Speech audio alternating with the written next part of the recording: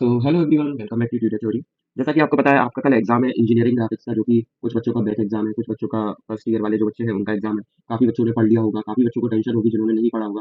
तो मैं आपके लिए आज लेकर आया हूँ मॉडल पेपर, जो कि लेटेस्ट मॉडल पेपर है, जो कि आपका कल 70% उसमें से पेपर आ सकता है। ठीक है, अभी मैं आपको जो क्वेश्चन बताऊंगा आप उनको गारंटीड कर लीजिएगा, बिकॉज उससे ज़्यादा most most most IIMP question हो ही नहीं सकते जो मैं अभी आपको बताने वाला हूँ। ठीक है, जो मॉडल पेपर मैं आपको करवाने वाला हूँ उससे ज़्यादा इंपॉर्टेंट क्वेश्चन कोई है ही नहीं। ठीक है, तो चलो ज़्यादा टाइम वेस्ट ना करते हुए आपको भी अपनी स्टडीज करनी होंगी, तो जल्दी से स्टार्ट करते हैं। तो ये देखिए, ये है जो है मॉडल क्वेश्चन पेपर है। ठीक है, एग्जामिनेशन मॉडल पेपर जनवरी 2024। जैसे कि आपको पता है कल 10 फेब 2024 को आपका पेपर है। ठीक है, 10 फेब 2024 को आपका पेपर है, फर्स्ट ईयर वालों का लास्ट पेपर है। एंड जो सेकंड ईयर में है या जिनका मर्सी अटेम्प्ट है उनका उनको पता है कि 12 को एक लास्ट है बैक एग्जाम M2 का। ठीक है, तो आप चिंता मत कीजिए, आप सब्सक्राइब करिए चैनल को और मुझे नीचे कमेंट में बता दीजिए अगर आपको M2 के भी इंपॉर्टेंट चाहिए। अभी तक का मेरा रिकॉर्ड है, मैंने जितने भी क्वेश्चन प्रोवाइड कराए हैं, जब भी क्वेश्चन प्रोवाइड कराए हैं, उनमें से अगर 10 प्रोवाइड कराए हैं तो 7 क्वेश्चन गारंटी आते ही है। ठीक है, 7 क्वेश्चन गारंटी आते हैं। तो आज अपन मॉडल पेपर देखेंगे, जो कि मॉडल के साथ साथ काफी इंपॉर्टेंट क्वेश्चन भी होते हैं अपने इंजीनियरिंग ग्राफिक्स।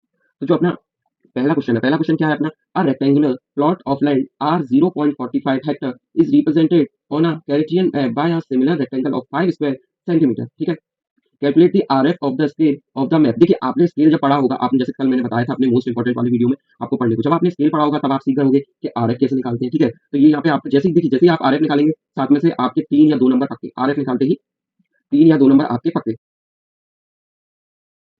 फिर आगे देखते हैं, आगे क्या है। आगे अपना also draw a scale to read up to single meter long enough measure up to 400 meter. अब इन्होंने एक लिमिट दे दी है, 1 hectare equals to 1000 square meter. मैंने कल आपको क्वेश्चंस लगाने को बोले थे। ठीक है, कल मैंने आपको जो इंपॉर्टेंट टॉपिक्स या इंपॉर्टेंट क्वेश्चंस बताए थे उसमें से मैंने आपको क्वेश्चंस लगाने को बोले थे। देखिए, क्वेश्चन पहला उसी में से है। ठीक है, आप उसको लगा लीजिएगा। नेक्स्ट क्वेश्चन अपन देखते हैं। नेक्स्ट क्वेश्चन है अपना, construct a conic when the distance of its focus from its directrix is equals to 50 mm and its eccentricity is 2 by 3. Name the curve, mark its major axis, minor axis, draw a tangent at any point P on curve. तो क्या करना है अपन को, जो curve मैंने कल आपको एक क्वेश्चंस बताए थे, कल वाला आपने वीडियो नहीं देखा है तो अभी भी कुछ नहीं है, अभी भी आपके पास पूरी रात पड़ी हुई है। पहले आप कल वाला वीडियो देख के आइए, उसमें मैंने जो क्वेश्चंस बताए हैं वो आप जरूर एक बार लगा लीजिएगा। जैसे ही आप वो क्वेश्चंस लगा लेते हैं, आपको मैं गारंटी दे रहा हूँ 70% ईजी आपकी वहीं खत्म हो जाएगी। आपको पूरा पढ़ने की जरूरत नहीं है, आप उतना कर लेंगे, आपकी 70% ईजी वहीं खत्म हो जाएगी। ठीक है, तो क्वेश्चन 1 के अपन ने ए और बी पार्ट देखे, आप देखते हैं क्वेश्चन 2 अपना क्या कह रहा है। A line A B 8 meter long is parallel to and 35 mm above HP its end are 30 mm and 50 mm in front of the VP, draw its projection and diameter। देखिए, मैंने कल बोला था ना आपको प्रोजेक्शन वाले करने का, अगर आपने किए होंगे तो ये आपके 7 नंबर यहाँ पक्के हो गए। ठीक है, नेक्स्ट क्वेश्चन देखते हैं। The front view, top view of straight line AB measure 50 mm 65 mm respectively, point A is in the HP। ये आपको मैंने कल बताया था, कल वाला वीडियो आप जरूर देखिए। mm in front of VP, front view incline 45 degree reference, determine the true length AB, true angle, reference glass. देखिए, कल मैंने आपको बताया था, ठीक है, कि कैसे क्या करना।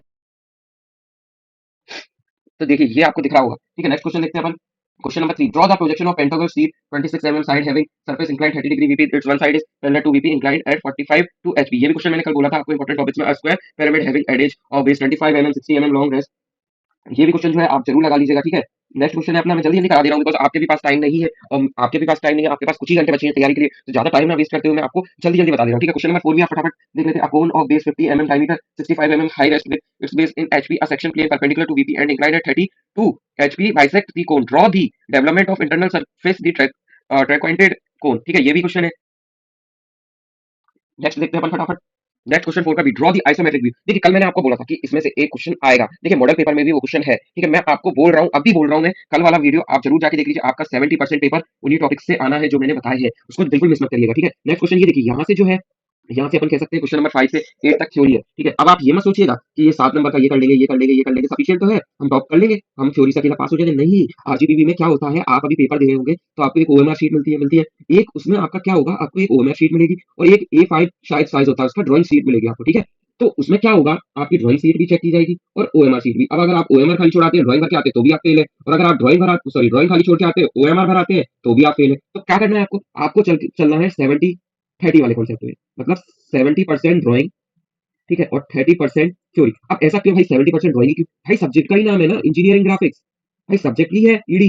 क्या भाई, इंजीनियरिंग ड्राइंग उसके नाम में ही है, इसका मतलब ड्राइंग तो हमें करनी पड़ेगी, ड्राइंग तो हमारे लिए कंपलसरी है, इसलिए आप 70% ड्राइंग का वेटेज है। देख लेते हैं फटाफट थ्योरी का question. Name and explain 5 edit commands used in स्कैड। देखिए, मैंने कल बोला था कैड के बारे में आप पढ़ लीजिएगा। ठीक है, what is CAD, name two CAD, software, give advantage disadvantage of CAD. ठीक है, नेक्स्ट है explain different method used to drawing a circle in AutoCAD. ये जरूर देखिएगा, मेथड्स लिखने को आ जाती है।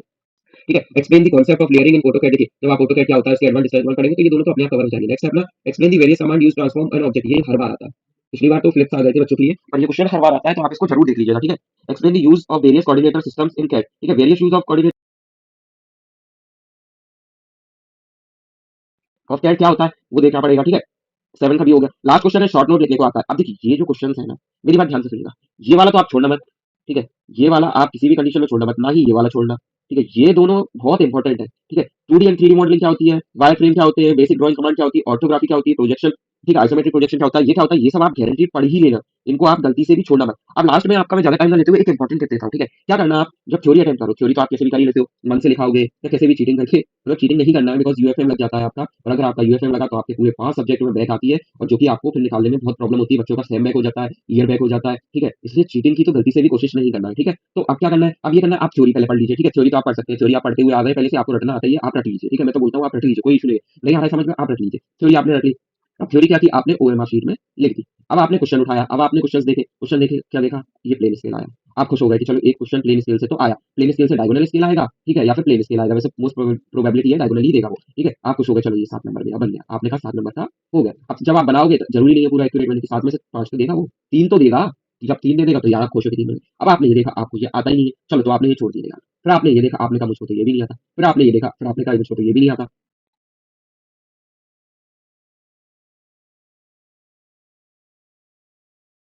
फिर आपने नेक्स्ट क्वेश्चन देखा, फिर आपने ये देखा, आपने बोला ये तो सर ने बताया था, फिर आपने इसको भी अच्छे से देखा तो आप भी बोलेंगे ट्यूटर थ्योरी वाले सर ने बताया था, फिर आपने देखा इसको भी आप कहेंगे ट्यूटर थ्योरी वाले सर ने बताया था। तो आपको मान लीजिए ये भी नहीं आया, ठीक है, ये भी नहीं आता है, ये भी नहीं आता है, ये भी नहीं आता है, ये भी नहीं आता है, और ये भी नहीं आता है। अब क्या करें, ये तो आता है, पहले आप इसको अटेम्प्ट करें। ठीक है, अब मैंने आपको इंपॉर्टेंट क्वेश्चन ये भी बताया, ये भी बताया, ये भी बताया, ये भी बताया, ये भी बताया, ये भी बताया, आप एक बार इसको देखो। इससे क्या होगा, आपको इसकी बेसिक नॉलेज हो जाएगी। बेसिक नॉलेज हो जाएगी तो आप जब आपको ए बनाना नहीं आता तो आप बी तो बनाना जानोगे।